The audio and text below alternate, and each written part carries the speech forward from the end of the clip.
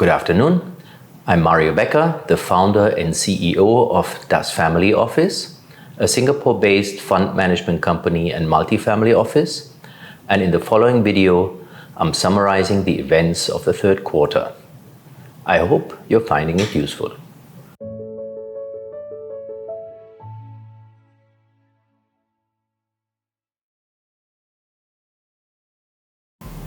Hello, as you can see, I'm back in Singapore. The summer has ended and reality is back with a vengeance. After seeing a beautiful summer rally in July, unfortunately we've seen a brutal correction the end of August and throughout September, so that I can say that we're more or less back to the valuations levels that we've seen at the end of June. 2022 is unfortunately the year that we can probably call the year of the big interest rate reset. History has not seen one single year where global bond markets have suffered to the degree that they are suffering this year. I also personally can't recall one single year where the index for safe government bonds has been down more than 20%. These are numbers we normally only experience in the equity market. But it is as it is, and it's probably a natural result of the fact that interest rates have been so low for such a long time. Negative interest rates for government bonds were simply not normal. And now we're seeing an adjustment which is very brutal. Although the good news is probably that, especially in the US, long-dated interest rates are now hovering between 3.5% and 4% and have been doing this for a couple of months. There are also strong technical resistance levels which many market participants are looking at. So maybe we can gradually conclude that the adjustment in long-dated US government bonds is over. And that begs the question, what should happen to short-dated US government bonds? It is quite clear that the Fed will continue to raise interest rates. And now the big question is, will it stop between 4% and 5%, or do they have to go above 5%? Nobody knows just yet. But I think we can conclude that the higher the interest rates will move higher, the more likely there will be a recession, and recessions typically go together with slower demand for services, slower demand for products. Mortgages have become very expensive across the globe. So the market will respond, or the global economies will respond to higher interest rates. We can certainly expect that to happen. All asset classes are in the deep red. The only exception, I think, is Indian equities. They're having a good year, but that is clearly an exception. All other asset classes are suffering, especially also the stocks of global quality companies, smaller global quality companies. The same goes for the technology sector. Nasdaq 100 is down much more than the S&P 500. I suppose the reason is that valuations were simply too high at the beginning of the year.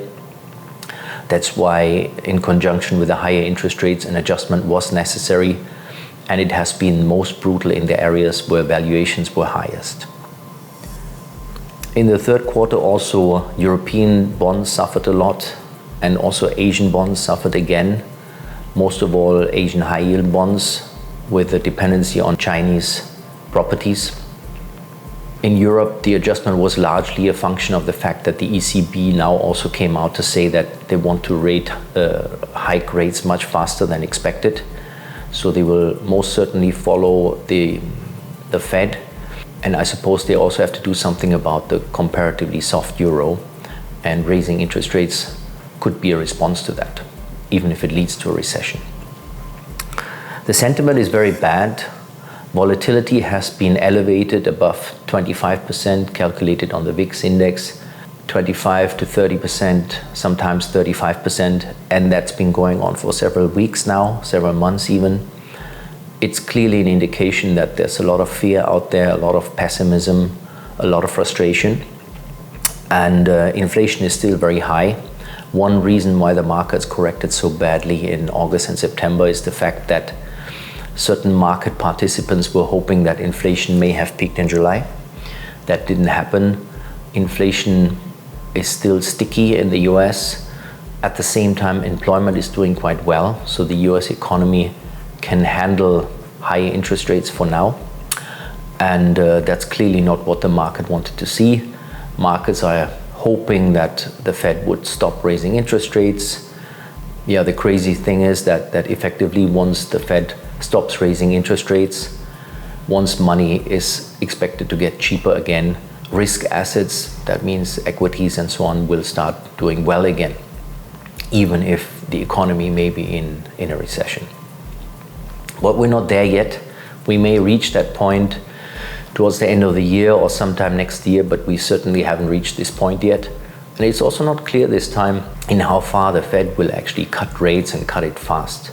Maybe there will be a world where inflation will stay a bit sticky, interest rates will stay a bit higher.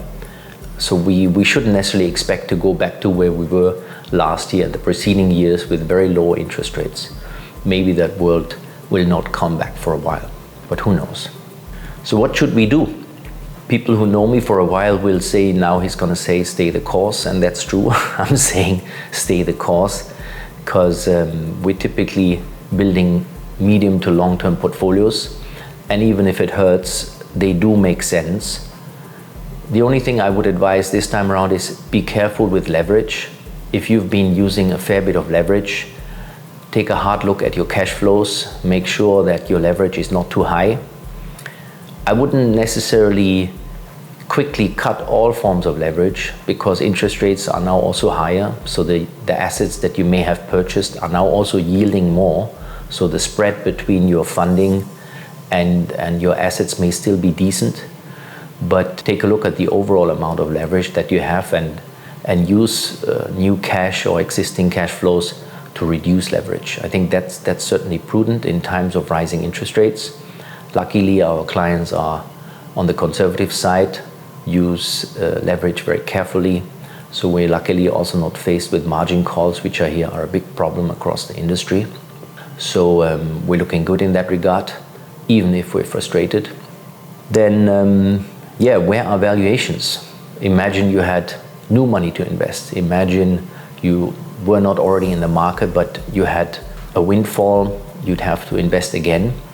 And if that's your context, then I actually have a lot of good news, because interest rates in pretty much all major currencies, be it US dollar, be it euro, be it sterling, are now above the break-even inflation rates. So that means you're getting compensated for saving.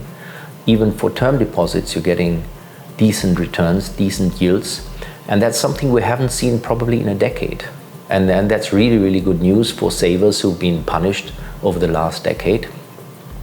At the same time, there's now again a term premium. We would say for the long time in the bond market, there is no more term premium. Term premium means you're getting higher interest rates if you buy longer dated bonds. That means if you give money away for the longer term.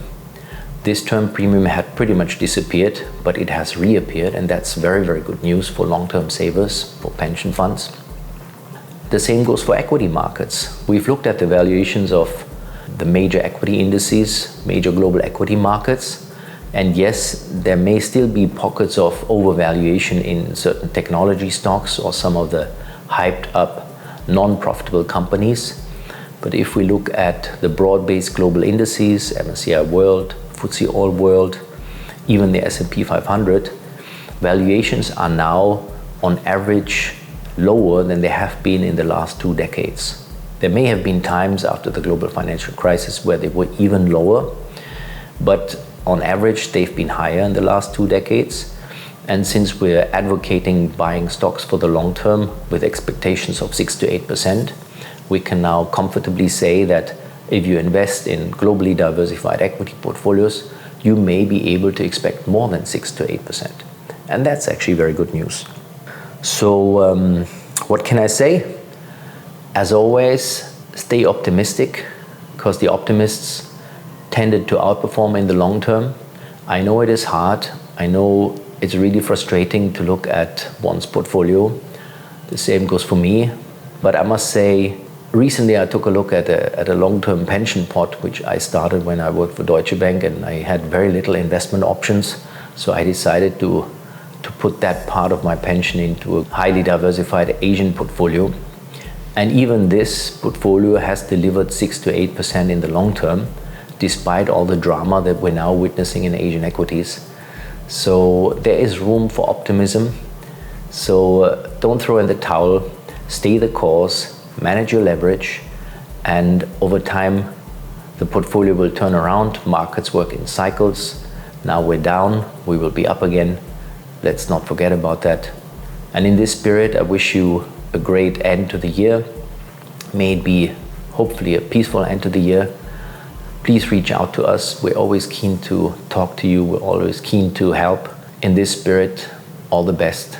Yours, Mario Becker.